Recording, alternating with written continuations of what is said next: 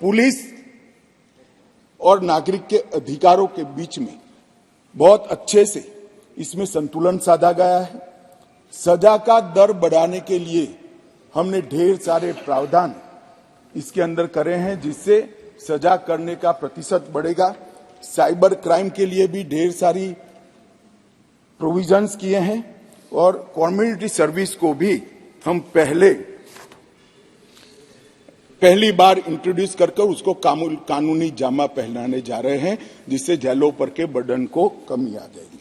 मान्यवर, ये तीनों कानून जैसे मैंने कहा 150 साल के बाद बदले जा रहे हैं और देश के 130 करोड़ लोगों को प्रभावित करने वाले कानून हैं और ये कानूनों के आधार पर ही आने वाले समय में इस देश की आपराधिक न्याय प्रणाली चलनी है। इसलिए बहुत जरूरी था कि इस पर एक व्यापक बहस करी जाए समाज के हर वर्ग से, और जो जो लोग इनसे जुड़े हुए हैं, ये प्रक्रिया में जुड़े हुए, वो सभी से, सभी चुने हुए प्रतिनिधियों से, सभी ऑल इंडिया सर्विस के अधिकारियों से और सभी विधानसभा के सदस्यों से भी चर्चा की जाए। इसलिए 2019 में हमने इसका व्यापक कंसल्टेशन अगस्त महीने से शुरू किया था और 2019 सितंबर में सभी राज्यपालों, मुख्यमंत्रियों, उपराज्यपालों और प्रशासकों को पत्र लिखकर सुझाव मांगे गए। जनवरी में देश के मुख्य न्यायाधीश, सभी हाईकोर्ट्स के मुख्य न्यायाधीश, बार काउंसिल्स और विधि विश्वविद्यालय को पत्र रखकर संसद सुझाव माने गए। ये सुझाव आने के बाद 2021 में मैंने स्वयं सभी सांसदों को पत्र लिखा और सुझाव मांगे। 2020 में सभी विधायकों से सुझाव मांगे गए। बीपीआरएनडी ने देश के सभी आईपीएस अफसर से सुझाव मांगे। गृह मंत्रालय ने देश के सभी कलेक्टरेट से सुझाव मांगे, क्योंकि कलेक्टरेट भी इसका बड़ा हिस्सा होता है। और मार्च 20 में ये सारे सुझावों को संकलित नेशनल लॉ यूनिवर्सिटी दिल्ली के कुलपति की अध्यक्षता में कमेटी बनाकर किया और उसके बाद लगभग 18 राज्य, 6 संघ राज्य, सुप्रीम कोर्ट और 16 उच्च न्यायालय, 5 न्यायिक एकेडमीज, 22 विधि विश्वविद्यालय, 42 संसद सभ्य और लगभग 200 के आसपास आईपीएस अफसरों ने अपने सुझाव मुझे भेजे। कुल 3200 सुझाव एकत्रित हुए, जिसको फुल स्टॉप कॉमा में पढ़कर इसको रखना या नहीं रखना, इसका विवेक के आधार पर निर्णय लिया गया है। और पूरे तीनों कानूनों को मैंने स्वयं लाइन बाय लाइन नहीं, फुल स्टॉप कॉमा में पढ़ा है। 58 सीटिंग मेरे 158 सीटिंग मेरे खुद के हुए हैं सुझावों को आमेज करने के लिए और कानूनों को पढ़ने के लिए। और ये सब कर हम ये कानून लेकर आए थे। 11 अगस्त 2023 को ये भारतीय न्याय संहिता, भारतीय नागरिक सुरक्षा संहिता और भारतीय साक्ष्य अधिनियम को, इन 3 विधेयकों को मैं यहां लेकर आया और आपने उसको गृह विभाग की स्थायी समिति को विचारार्थ भेज दिया। मान्यवर, वहां पर ढेर सारी चर्चा हुई।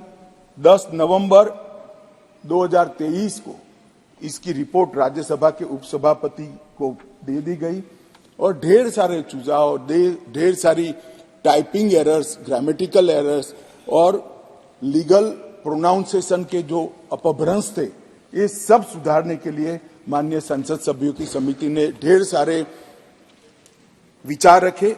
इसलिए उसको जस का तस रखने की जगह मैंने पुराना बिल रिपील कर विड्रॉ कर नया बिल लेकर मैं आज सदन के सामने आया हूं और इतने गहन विचार विमर्श के बाद मान्यवर बिल मैं सदन के सामने रखा है। मान्यवर, मोदी जी के नेतृत्व में जो 3 कानून आए हैं, न्याय, समानता और निष्पक्षता, ये 3 मूल सिद्धांतों के आधार पर इसके अंदर बहुत बड़ा परिवर्तन किया गया है। टेक्नोलॉजी का भरपूर उपयोग हो और आने वाले लंबे समय तक टेक्नोलॉजी के नए नए इनोवेशन क्या हो सकते हैं, इसकी कल्पना कर अभी से इसकी कानूनी वैधता के लिए ढेर सारे प्रोविजन किए हैं। फॉरेंसिक साइंस को इसके अंदर बहुत तवज्जो दी गई है और इसके माध्यम से, ये कानूनों के माध्यम से जल्दी न्याय मिले, इसके लिए पुलिस, लॉयर्स और न्यायमूर्ति सभी पर एक प्रकार से समय की मर्यादा डालने का काम भी इस कानूनों के माध्यम से हुआ है। मान्यवर, भारतीय नागरिक सुरक्षा संहिता, इसमें पहले सीआरपीसी में 484 धाराएं थी, इसके जगह अब 531 होंगी। 177 धाराओं में बदलाव किया गया है, 9 नए जोड़े गए हैं, 39 नए सबसेक्शन जोड़े गए हैं, 44 नए प्रोविजन और स्पष्टीकरण जोड़े गए हैं, 35 सेक्शन में टाइमलाइन जोड़ी गई है और 14 धाराओं को निरस्त कर हटा दिया गया है। इसी तरह आईपीसी की जगह भारतीय न्याय संहिता में पहले 511 धाराएं थी, इसकी जगह 358 अब रह गई है। 21 नए अपराधों को जोड़ा गया है। 41 अपराधों में कारावास की अवधि को बढ़ाया गया है। 82 अपराधों में जुर्माना बढ़ाया गया है। 25 अपराधों में अनिवार्य न्यूनतम सजा शुरू की गई है। 6 अपराधों को सामुदायिक सेवा का दंड, कम्युनिटी सर्विस का पेनल्टी देने का काम किया गया है और 19 धाराओं को निरस्त कर दिया गया है। और भारतीय साक्ष्य अधिनियम, एविडेंस एक्ट को 167 धाराएं थी, इसकी जगह 170 धाराएं बनी हैं। 24 धाराओं में बदलाव किया गया है। 2 नई धाराएं, 6 उप धाराएं जोड़ी गई हैं और 6 धाराओं को हटाने का काम भी करा गया है।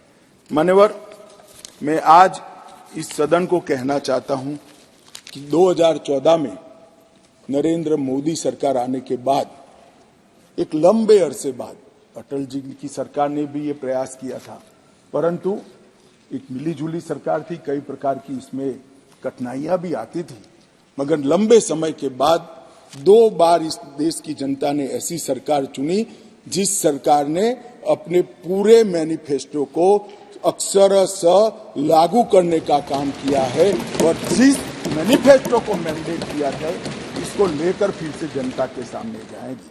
हमने कहा था हम धारा 370 और 35 से हटा देंगे, हट गई। हमने वादा किया था आतंकवाद, उग्रवाद और के खिलाफ जीरो टॉलरेंस की नीति सरकार बनाएगी और सुरक्षा कर्मियों को फ्री हैंड देंगे, हमने दिया। इसके कारण 3 हॉटस्पॉट, जम्मू कश्मीर, वामपंथी उग्रवादी क्षेत्र और उत्तर पूर्व में हिंसक घटनाओं में 63% की कमी आई है और मृत्यु में 73% की कमी आई है और पूर्वोत्तर से 70% से ज्यादा क्षेत्र से अपसपा को हटा लिया गया है। जिन्होंने अपने एजेंडा में रखा था कि हम अपसपा हटाएंगे, वो ऐसी स्थिति का निर्माण नहीं कर पाए। हमने नहीं रखा था, अपसपा को हटाया नहीं है, परंतु हमने इसके अमल को रिस्ट्रिक्ट करने में सफलता प्राप्त करी है, क्योंकि वहां कानून और व्यवस्था की परिस्थिति ठीक हो गई।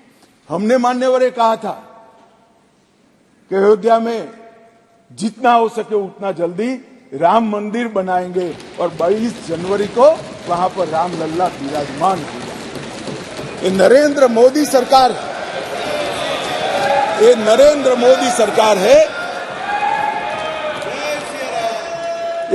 मोदी सरकार है मान्यवर, जो कहती है वो करती है।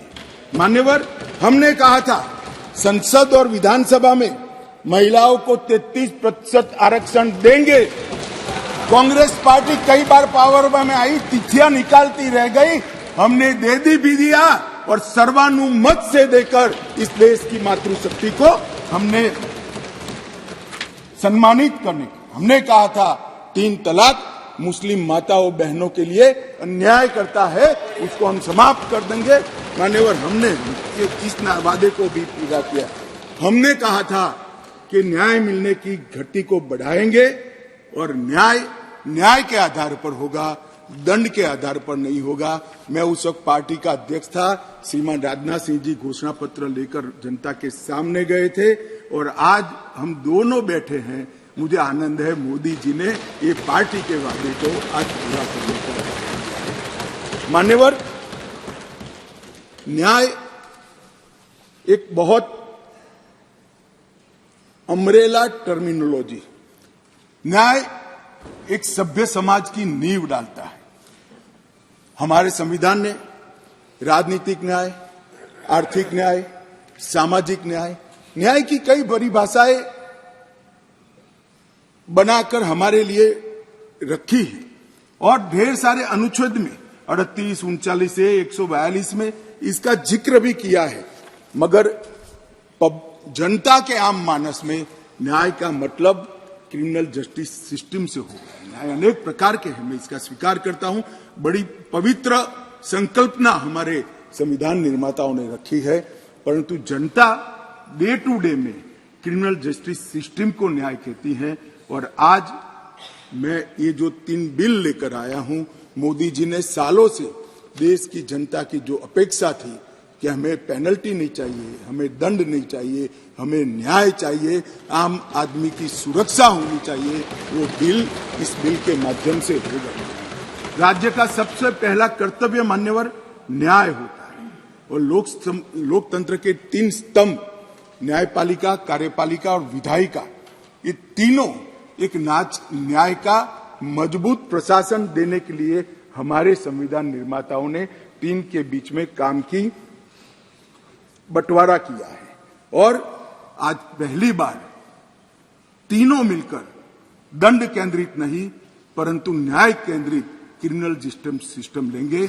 आपकी अध्यक्षता में ये न्याय यहां पर कानून बनेगा, इसका इम्प्लीमेंटेशन कार्यपालिका करेगी और इसका बाकी रहा हुआ इम्प्लीमेंटेशन न्यायपालिका करेगी।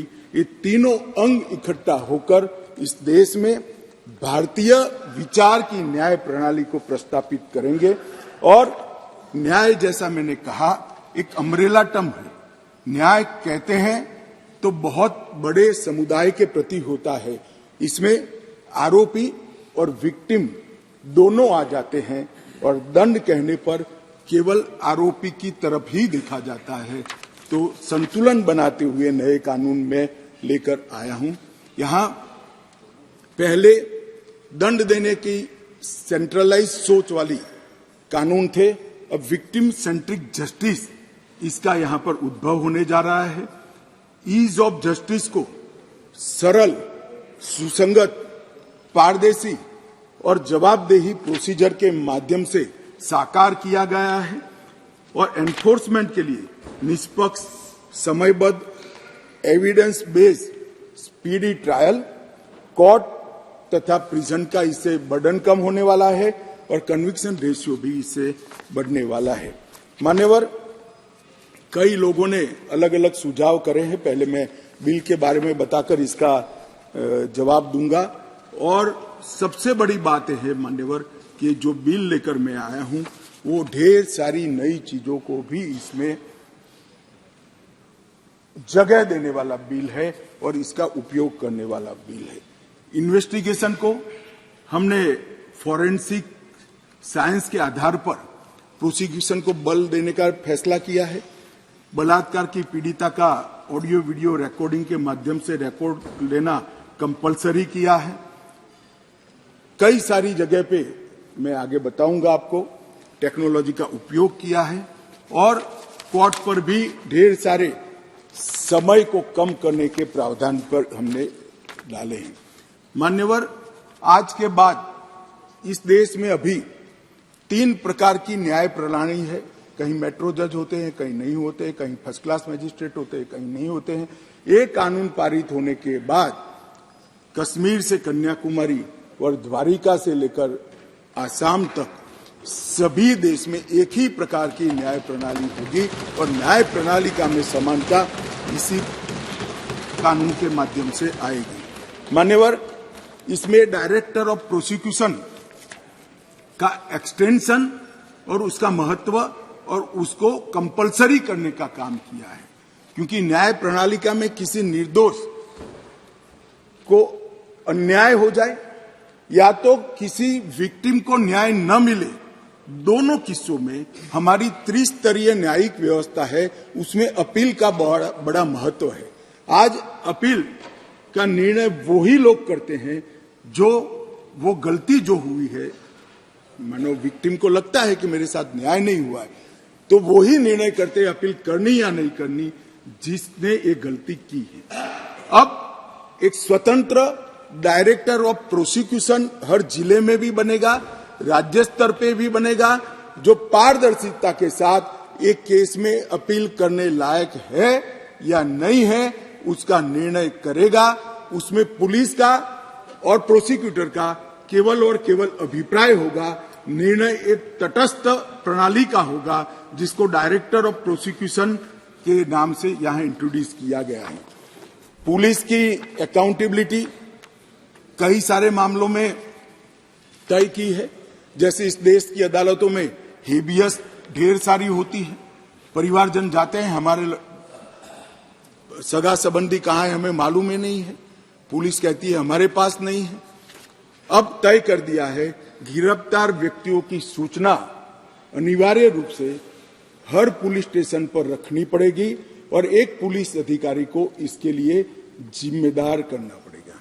मान्यवर, इस तरह से मैं आगे बाद में बताऊंगा, परंतु ढेर सारी चीजों को हमने पुलिस की अकाउंटेबिलिटी फिक्स करने का भी इस कानून के माध्यम से काम किया है। और विक्टिम सेंट्रिक कानून जब मैं कहता हूं तब मान्यवर हमने ढेर सारा विक्टिमों को बीएनएसएस में 360 तो अपनी बात रखने का अधिकार दिया है, इंफॉर्मेशन का अधिकार खंड 173, 93 और 230 में दिया है, नुकसान की क्षतिपूर्ति का अधिकार दिया है, जीरो एफआईआर को इंट्रोड्यूस किया है। अब कोई भी मुकदमा स्टेट विक्टिम की परमिशन के बगैर, विक्टिम को सुने बगैर कोर्ट सिर्फ स्टेट के कहने पर विड्रॉ नहीं कर सकती। जो विक्टिम है उसको सुनना पड़ेगा, उसके ऑब्जेक्शन को भी सुनना पड़ेगा। विक्टिम को जो फरियादी है उसको 90 दिनों में जांच की प्रगति के बारे में इंफॉर्मेशन देने की जिम्मेदारी पुलिस की गई है। एफआईआर, गवाहों के बयान और पुलिस की रिपोर्ट, ये सभी को कंपलसरी कॉपी देने का प्रोविजन इसके अंदर कर दिया गया है। और जांच और मुकदमे के विभिन्न चरणों की पीड़ित अथवा उसके परिवारजनों को जानकारी प्रदान करने के लिए भी हमने ढेर सारे प्रोविजन मान्यवर किए हैं, जिससे मैं मानता हूं कि पुलिस की अकाउंटेबिलिटी फिक्स होगी और विक्टिम को न्याय मिलने की शुरुआत होगी। उसके बाद भारत सरकार, किसी राज्य सरकार, विदेश की सरकार, अंतर्राष्ट्रीय सरकारी संगठन के सुरक्षा को बाधित करने वाले कृत्य भी आतंकवादी माने जाएंगे। मान्यवर, मैं नहीं मानता इसमें कहीं पर भी कोई गुंजाइश बची है कि इसका दुरुपयोग हो। और मैं सदन को आश्वस्त करना चाहता हूं, कानून तो लिखी हुई चीज है, इसका अमल करते वक्त अगर कोई इसका दुरुपयोग करता है, यहां तक हमारी सरकार का सवाल है साहब, हम उसको रोकेंगे भी और उसको नसीहत भी करेंगे, सजा भी देंगे।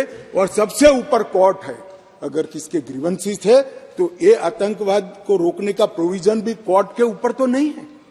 धारा लगते ही कोर्ट इसकी मीमांसा करेगी, मगर इसके डर से आतंकवाद को ही न रोका जाए, मैं इस बात से सहमत नहीं हो सकता। मान्यवर, मैं सदन से अपील करना चाहता हूं कि इस धारा को जो मोदी सरकार लेकर आई है, आपका समर्थन चाहिए, आशीर्वाद चाहिए और जीरो टॉलरेंस का एक संदेश इस सदन से जाना चाहिए। मान्यवर, संगठित अपराध की भी पहली बार व्याख्या की गई है। कई राज्य और राज्यतर गैंगे संगठित अपराध करती हैं, इसके लिए कोई विशेष कानून नहीं था। इसके अंदर हमने साइबर अपराध को, आर्थिक अपराध को, भूमि हत्याना को, हथियारों की व्यापार को, डकैती को और मानव लोगों की तस्करी करने व्यक्तियों की मानव तस्करी में, ये सभी को इसके अंदर रखा है। आर्थिक अपराध की भी हमने व्याख्या की है।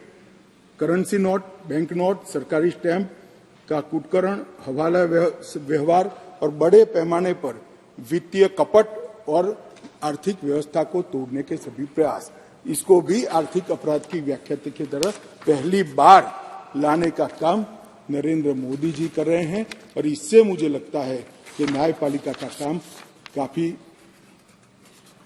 सरल हो जाएगा। मान्यवर,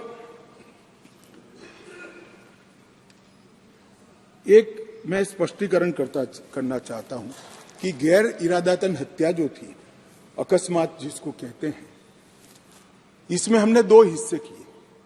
अकस्मात तो किसी भी व्यक्ति से किसी भी स्थिति में हो सकता है।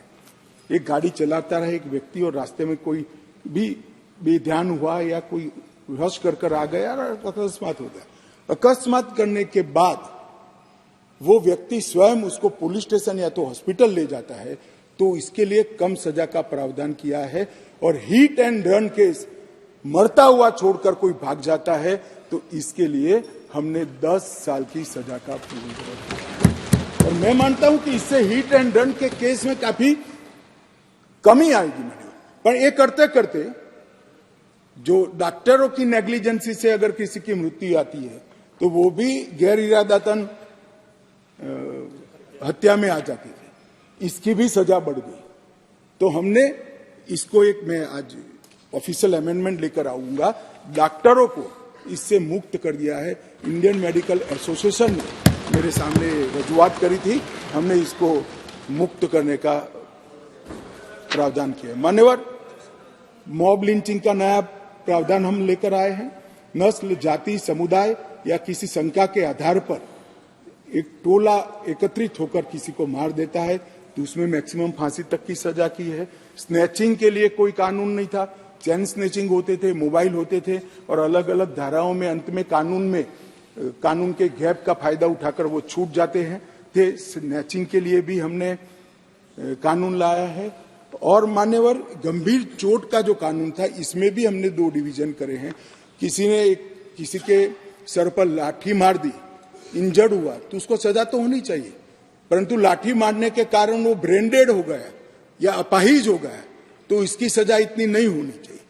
तो संपूर्ण अपाहिजता या तो ब्रेन डेड के केस में हमने 10 साल तक का कठोर दंड देने का प्रावधान किया है, इसको सेपरेट किया है। मान्यवर, गंभीर चोट का जो खंड 117 है, उसमें 10 साल की उम्र कैद का हमने प्रावधान किया है। इसके अलावा भी ढेर सारे बदलाव किए हैं। मान्यवर, मैंने प्रमुख बदलाव भी आपके सामने। अब मैं भारतीय नागरिक सुरक्षा संहिता की बात करूंगा। मान्यवर, इस देश में न्याय प्राप्त करने में सबसे बड़ी बाधा है तो गरीबों के लिए तो आर्थिक बाधा है, मगर हमारे संविधान ने इसकी योजना बनाई। गरीब से गरीब व्यक्ति को शासन के द्वारा वकील भी दिया जाता है, न्याय भी मिलता है, परंतु न्याय मिलता ही नहीं। कल ही मुझे माननीय रक्षा मंत्री में बिल पेश कर रहा था, बता रहे थे 2003 में कोई एक्सीडेंट हुआ था, इसका साक्षी का सेवन 2023 में कल ही माननीय रक्षा मंत्री जी के साथ आया है। सजा कब होगी वो तो अभी किसी को मालूम नहीं। मानिए, सालों के सालों तक तारीख पे तारीख पढ़ते रहते हैं। पुलिस न्यायपालिका को दोषित करती है, सरकार पुलिस और न्यायपालिका दोनों को दोषी करते हैं, और पुलिस और न्यायपालिका बैठती है तो सरकार को दोषित करती है। सब एक दूसरे के पीछे कानून का सहारा लेकर। हमने इस कानून में ढेर सारी चीजों को हमने स्पष्ट कर दिया। मैं इसको बहुत बारीकी से बताना चाहता हूं मान्यवर, क्योंकि ये समझना कानून बनाने वालों के लिए बहुत महत्वपूर्ण है। मान्यवर, पुलिस द्वारा दंडित कार्यवाही, सीआरपीसी में कोई समय निर्धारित नहीं। आप एक कंप्लेन देते हो, इसका संज्ञान वो 10 साल के बाद भी ले सकते हैं। अब 3 दिनों के अंदर ही एफआईआर दर्ज करनी होगी अगर प्राथमिक जांच होगी, इसको कंपलसरी कर दिया। और 3 से 7 साल की सजा के मामले में 14 दिनों के अंदर प्रारंभिक जांच, आरोप सही है या गलत है, इसका प्रारंभिक जांच देकर एफआईआर करनी पड़ेगी। तो ज्यादा से ज्यादा आप 14 दिन तक प्रारंभिक जांच कर सकते हो, और छोटी सजा है तो 3 दिन के अंदर ही एफआईआर रजिस्टर करनी पड़ेगी। सबसे पहले न्याय में समय की कटौती यहां होगी। अब जांच रिपोर्ट जो जिला मजिस्ट्रेट को भेजना है, इसके लिए भी कोई समय के प्रावधान नहीं था, फायर कर दिया। अब 24 घंटे में तलाशी रिपोर्ट के बाद 24 घंटे में उसको न्यायालय के सामने रख दिया जाएगा, आप उस पर बैठ नहीं सकते हो। मेडिकल प्रैक्टिशनर और चिकित्सा जांच की रिपोर्ट, मेडिकल हुआ, कोई समय मर्यादा नहीं। जब उसकी आत्मा कहेगी, जब उनको समय होगा, सारी परेशानियों से वो मुक्त होगा जाए, तब देंगे। अब हमने बिना किसी देर से बलात्कार पीड़िता की रिपोर्ट को भी 7 दिन के अंदर पुलिस थाने में और न्यायालय में डायरेक्ट भेजने का काम हमने यहां निश्चित किया। मान्यवर, पहले चार्जशीट का समय नहीं, 60 से 90 दिन में चार्जशीट करने का एक कानूनी प्रोविजन था, परंतु री इन्वेस्टिगेशन, मेरी जांच चालू है, ऐसा कर सालों सालों तक चार्जशीट लटकाए जाते थे, केस लटकाए जाते थे और लोग केस से परेशान होते।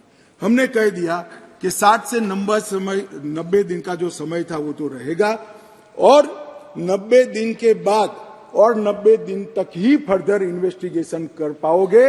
अगर 90 दिन के बाद फर्दर इन्वेस्टिगेशन करना है तो कोर्ट से ऑर्डर लेना पड़ेगा। चार्जशीट को आप 180 दिन के बाद पेंडिंग नहीं रख सकते हो। ये हमने प्रोविजन कर ट्रायल जल्दी हो इसके लिए शुरुआत कर दी। मान्यवर, इसके बाद मैजिस्ट्रेट के समय कब कार्यवाही शुरू होगी, मैजिस्ट्रेट के समय समक्ष, इसकी भी समय मर्यादा थी।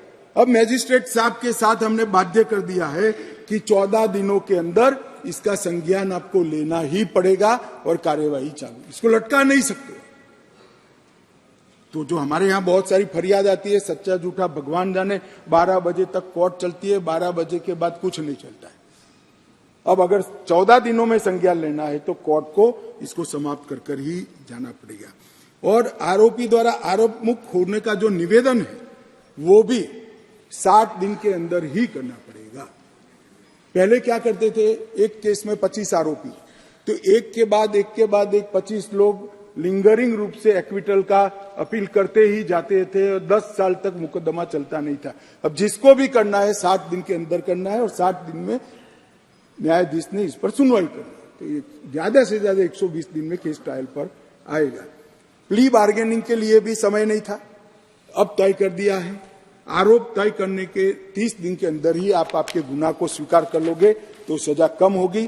प्री बार्गेनिंग 30 दिन के अंदर समाप्त करना पड़ेगा। ट्रायल की प्रक्रिया में कागज रखने का भी कोई प्रोविजन नहीं था। अब हमने दस्तावेजों की प्रक्रिया कंपलसरी 30 ही दिन में पूरा करने का प्रोविजन कर दिया है, उसमें आप देरी नहीं कर सकते। मान्यवर,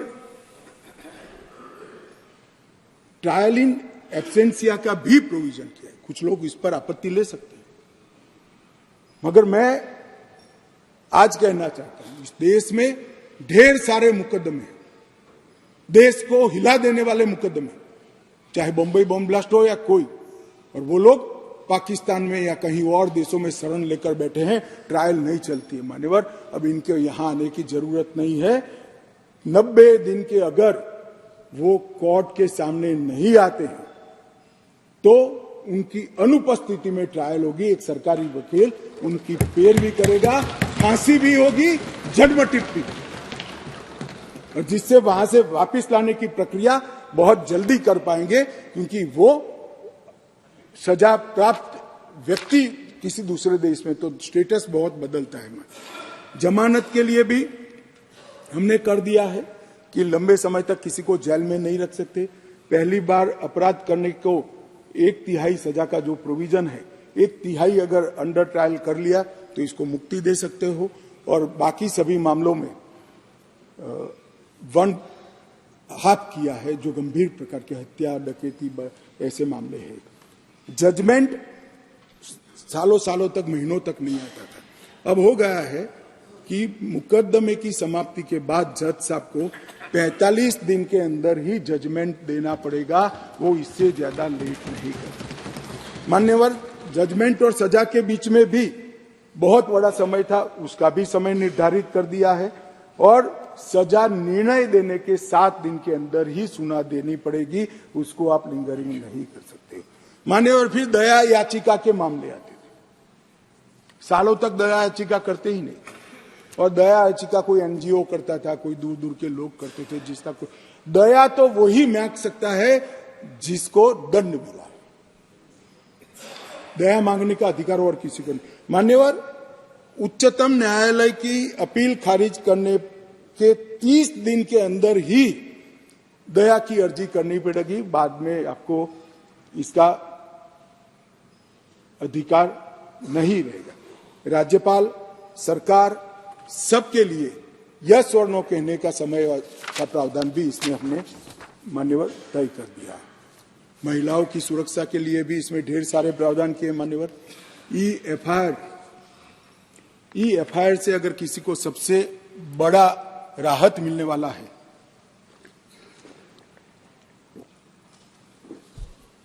तो महिलाओं को मिल रहा है।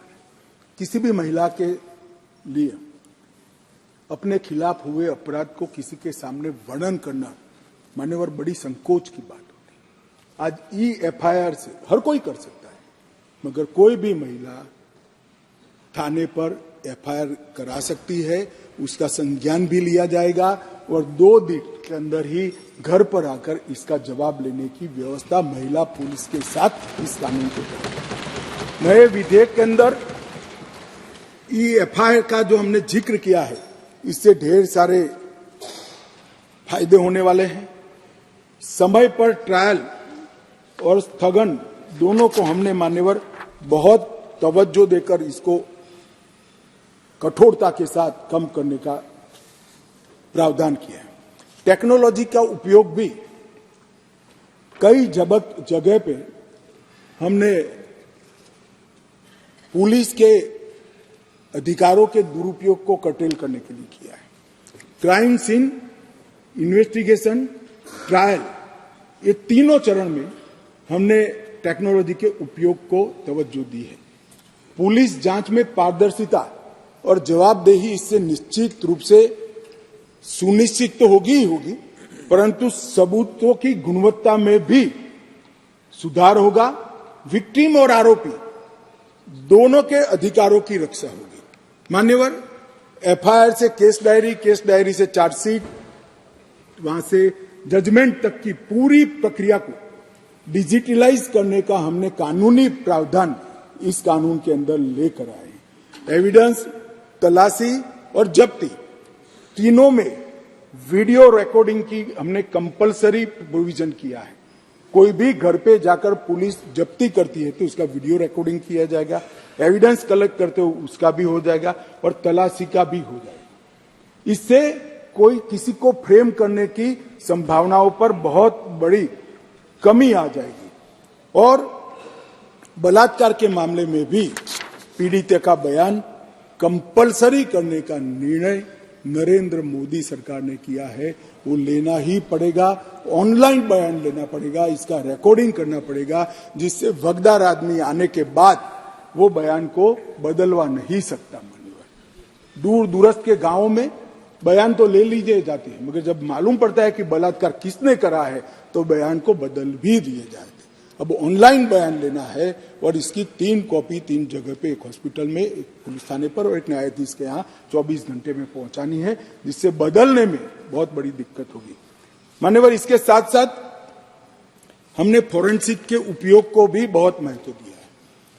दुनिया भर के अदालतों का अगर विश्लेषण करते हैं तो हमारे यहाँ सजा कराने का दर बहुत कम है। मान्यवर, इसको अगर बढ़ाना है तो साइंटिफिक एविडेंस पर थ्रस्ट देना पड़ेगा। इसलिए ये बिल के अंदर क्वालिटी ऑफ इन्वेस्टिगेशन में सुधार करने के लिए इन्वेस्टिगेशन साइंटिफिक पद्धति से हो इसलिए और 90% का कन्विक्शन रेट का लक्ष्य रखते हुए हमने एक प्रावधान किया है कि 7 साल से ज्यादा सजा जिस गुना में है वो सभी में एफएसएल टीम के विजिट को कंपलसरी कर दिया गया है, जिससे एफएसएल की विजिट। मान्यवर, कई लोग कहते हैं कि कब होगा, मैं बताता हूं।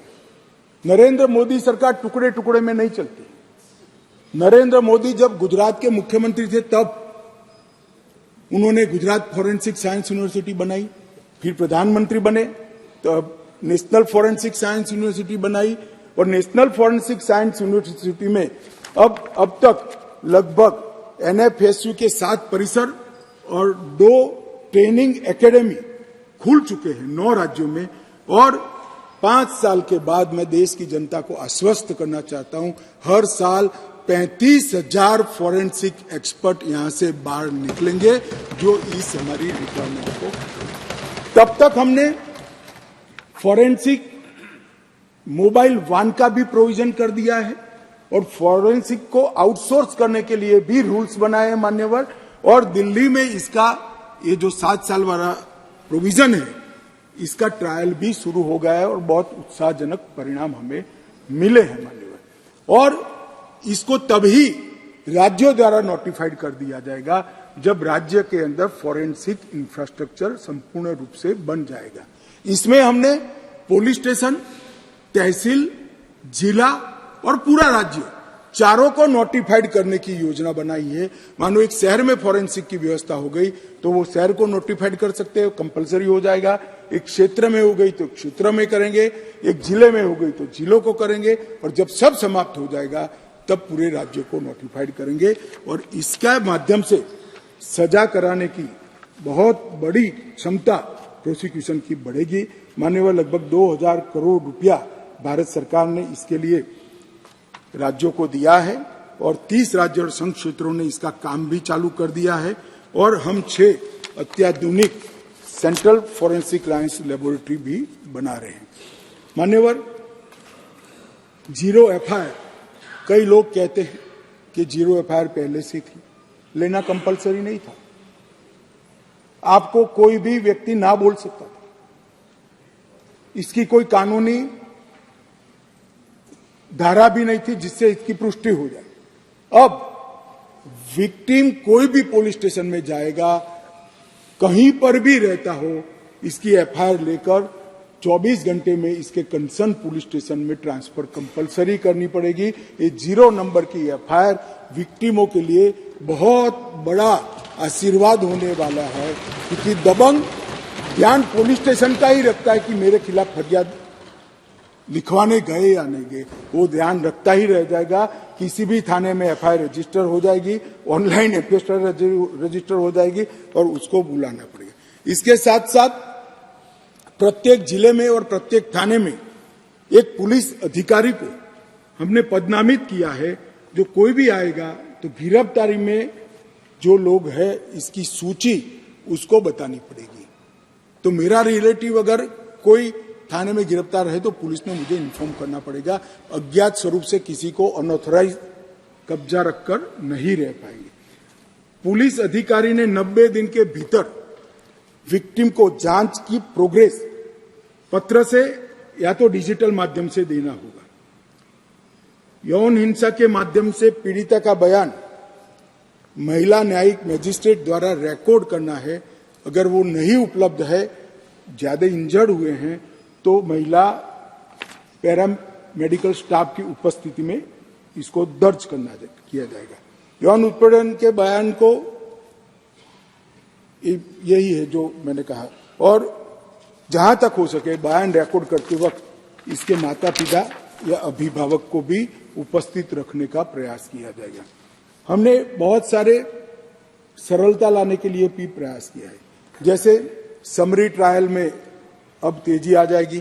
पहले 2 वर्ष तक थे, अब 3 वर्ष तक कर दिए हैं।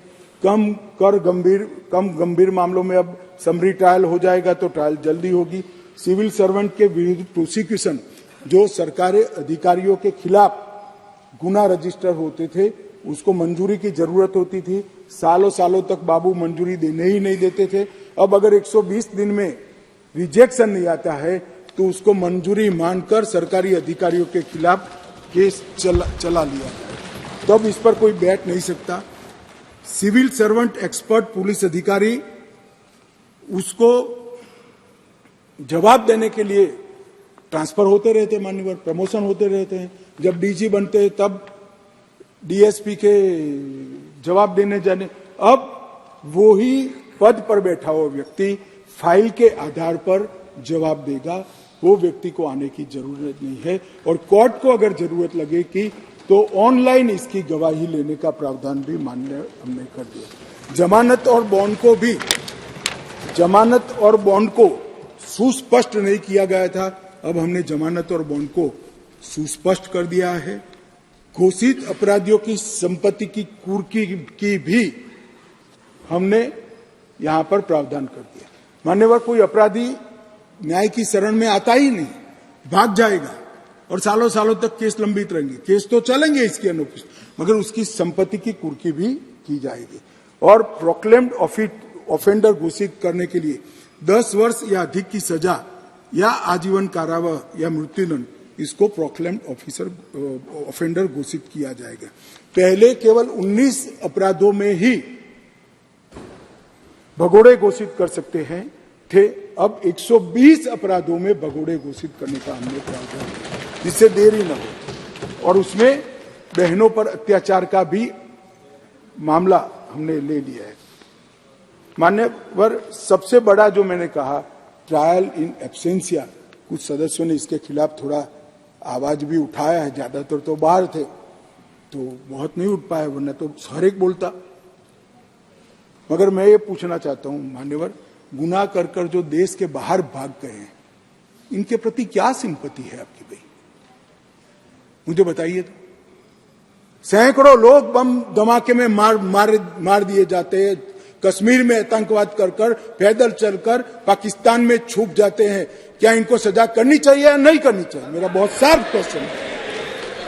क्या सिंपैथी है आपकी इसकी? अब नहीं बख्शा जाएगा। आप आओ ना आओ, आपको सजा भी होगी और आपकी संपत्ति भी होगी। ये देश ऐसे नहीं चल सकता।